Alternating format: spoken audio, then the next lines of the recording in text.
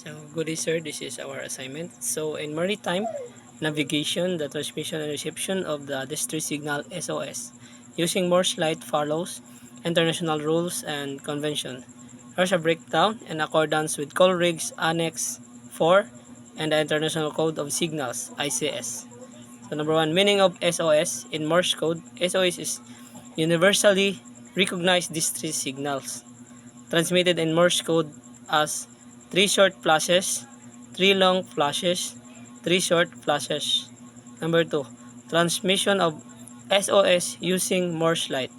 According to Coleridge Annex 4, one of the recognized distress signal is a signal consisting of a succession of flashing lights or sound signals representing the Morse code of 4 SOS. Method: use an Aldis lamp, searchlight, or any light source capable of signaling. Transmit the Morse code: 3 short flashes, 3 long flashes, 3 short flashes. Repeat at intervals preferable every minute until acknowledged or assistance arrives. Reception of SOS light signal.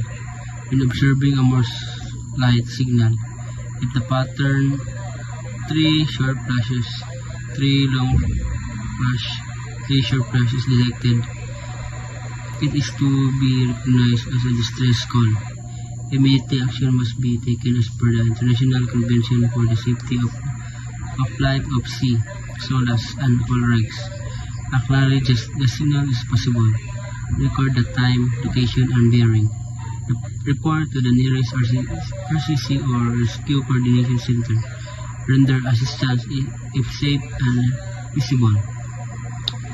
ICS are International Code of Signal. ICS is primarily used for communication of various message, but distress is included. Under ICS, the signal SOS is still under an universal distress call. Visual signaling with a light in Morse code is an accepted method of transmitting ICS message. Additionally, visual signal like flags, smoke, flares may complement SOS light signal.